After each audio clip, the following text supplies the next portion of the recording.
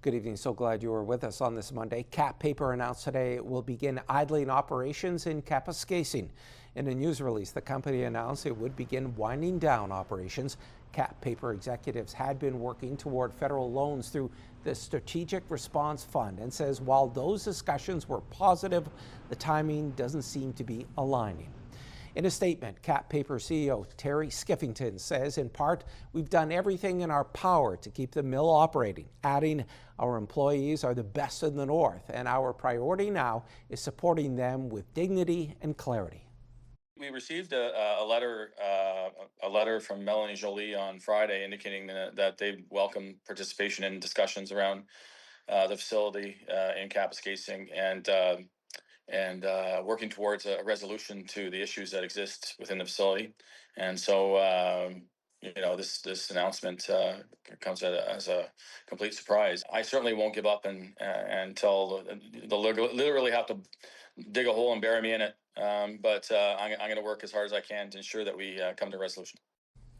President of Phenom, Danny Whalen, saying in a statement that the Kap Paper Mill is an anchor for our region's economy.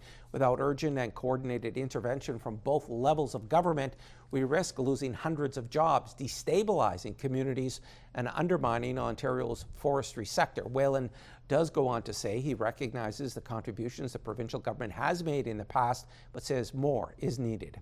According to Phenom, 30% of Ontario Northland Transportation Commission revenue depend on Kap Paper and its partner mills. The provincial government also making a statement today taking aim at the federal government.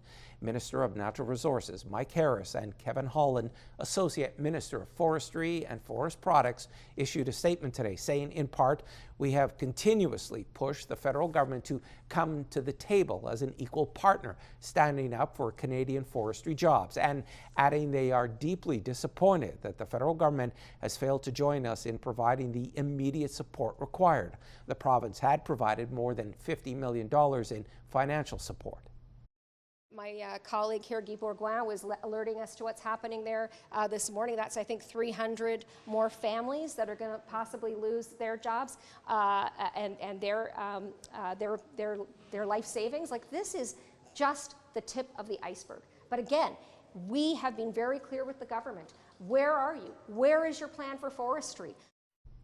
Mushkegowuk James Bay MPP Guy Bourgoin sent a letter to Doug Ford saying it's not only jobs in Kapuskasing being hit by Kap Paper's announcement today, but much of the area he serves. He called on Ford to take action, saying provincial leadership is essential in securing the mill's future. 300 jobs, as you just heard, are affected.